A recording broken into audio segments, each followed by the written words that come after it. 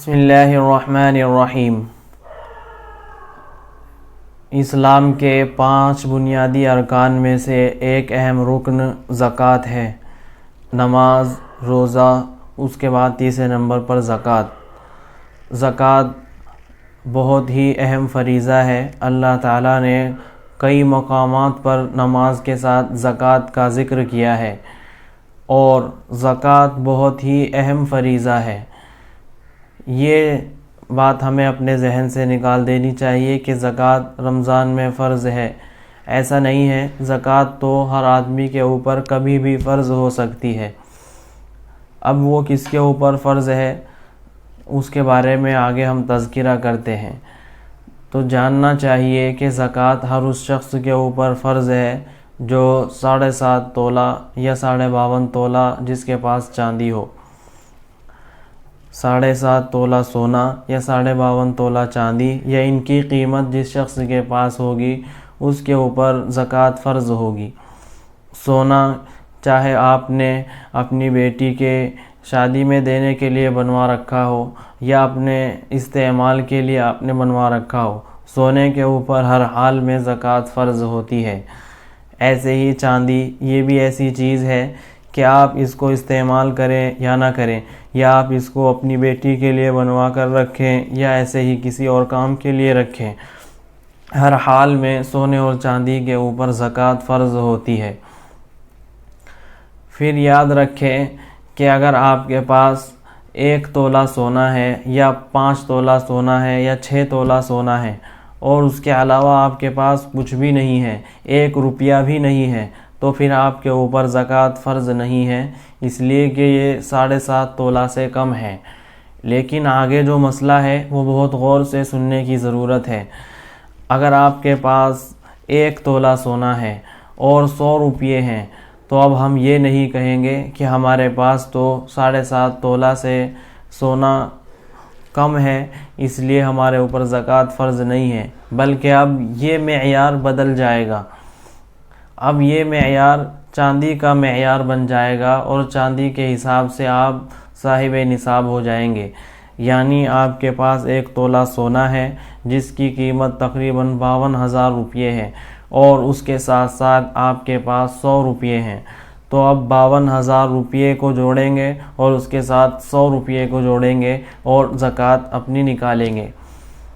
لوگوں کے ذہن میں یہ بات ہوتی ہے کہ اگر 7.5 تولہ سے سونا کم ہے تو زکوٰۃ فرض نہیں ہے، یا ایسے ہی 52.5 تولہ چاندی سے کم ہے تو زکوٰۃ فرض نہیں ہے۔ یہ اس وقت ہے کہ جب آپ کے پاس صرف سونا ہی سونا ہو اور 7.5 تولہ سے کم ہو، یا آپ کے پاس صرف چاندی ہی چاندی ہو اور 52.5 تولہ سے کم ہو، تو پھر آپ کے اوپر زکوٰۃ فرض نہیں ہے۔ لیکن اگر آپ کے پاس 1 تولہ سونا ہے، 1 تولہ چاندی ہے، تو اب نصاب بدل جائے گا۔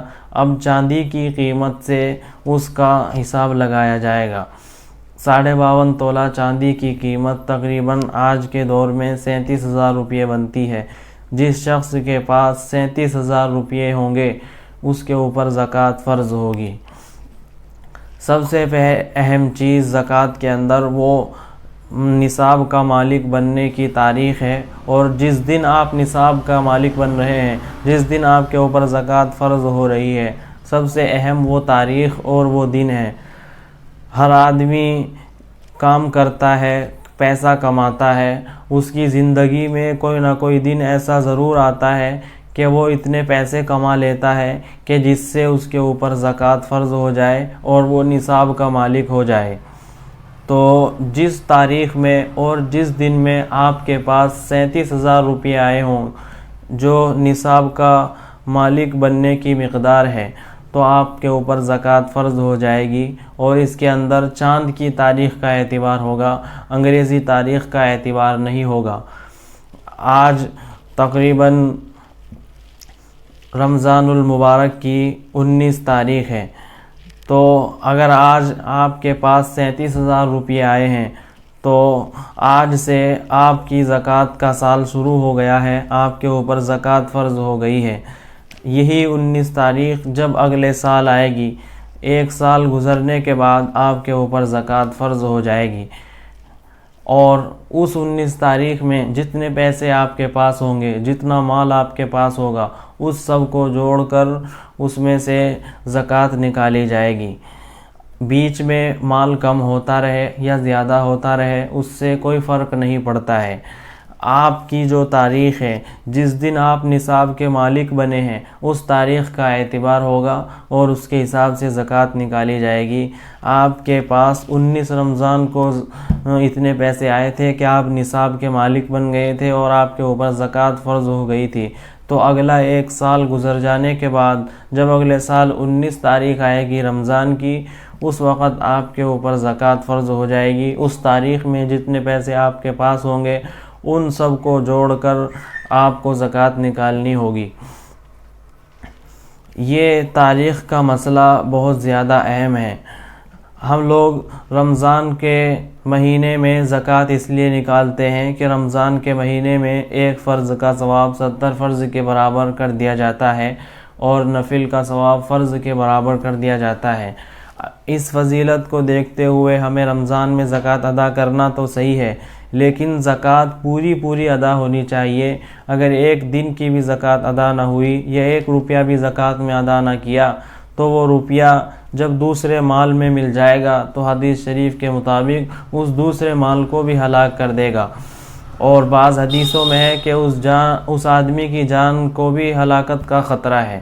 اب آپ اندازہ لگائیے، ہم لوگ چاند کی تاریخ سے اگر حساب نہیں لگائیں گے تو کتنے سارے دنوں کی زکوٰۃ ہم کھا جائیں گے، اور اللہ تعالیٰ کے یہاں ہماری کتنی سخت پکڑ ہونے والی ہے۔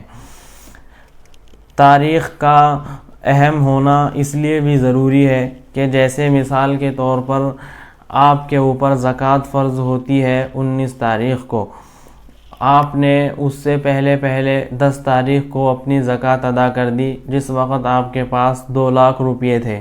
آپ نے 10 رمضان تک ساری زکوٰۃ دے دی، اور جب 19 تاریخ آئی تو آپ کے پاس 2.5 لاکھ روپے ہو گئے، تو آپ نے 50,000 کی زکوٰۃ غائب کر دی۔ لہٰذا آپ کو اس تاریخ میں دیکھنا ہوگا جس تاریخ میں آپ کے اوپر زکوٰۃ فرض ہوئی تھی، میرے پاس اس تاریخ میں کتنا مال ہے۔ جتنا مال اس تاریخ میں ہوگا اس کے حساب سے زکوٰۃ فرض ہوگی۔ سونے چاندی کے بعد تیسری چیز ہے مال تجارت۔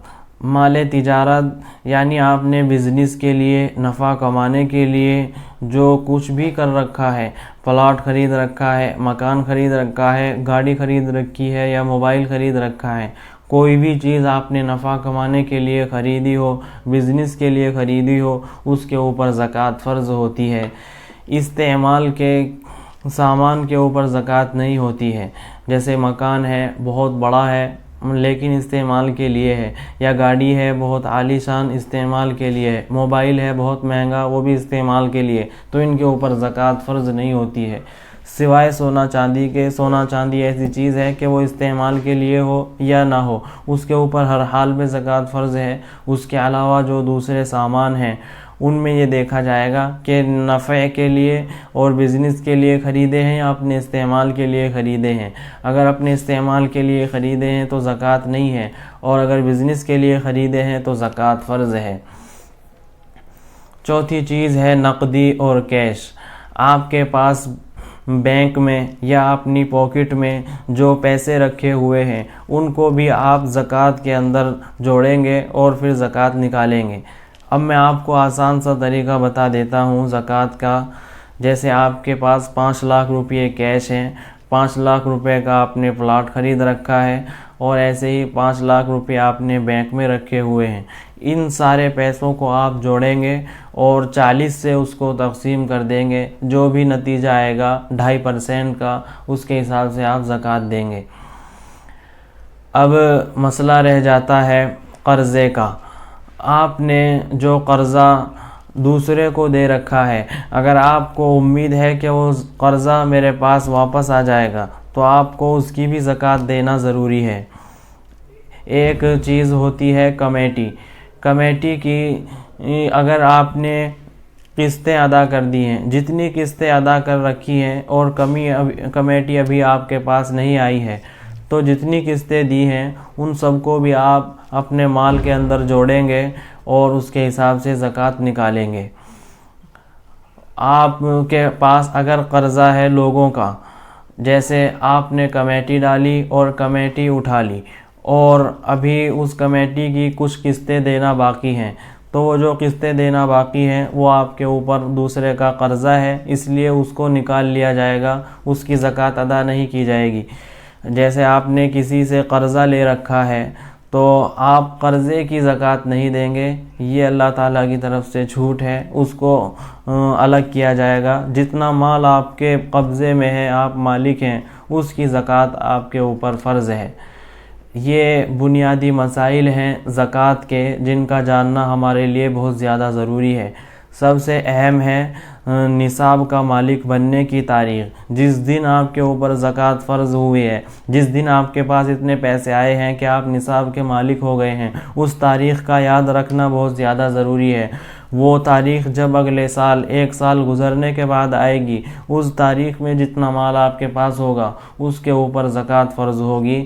20 سال میں چاہے مال کم ہوتا رہے یا زیادہ ہوتا رہے، اس سے کوئی فرق نہیں پڑتا ہے۔ یہ تاریخ کا یاد رکھنا بہت زیادہ ضروری ہے، اور سونے چاندی کے اوپر ہر حال میں زکوٰۃ فرض ہے، آپ نے کسی بھی صورت میں اس کو اپنے پاس رکھا ہوا ہو۔ آگے اور بھی مسائل انشاءاللہ زکوٰۃ کے بیان ہوں گے۔ اللہ تعالی عمل کی توفیق عطا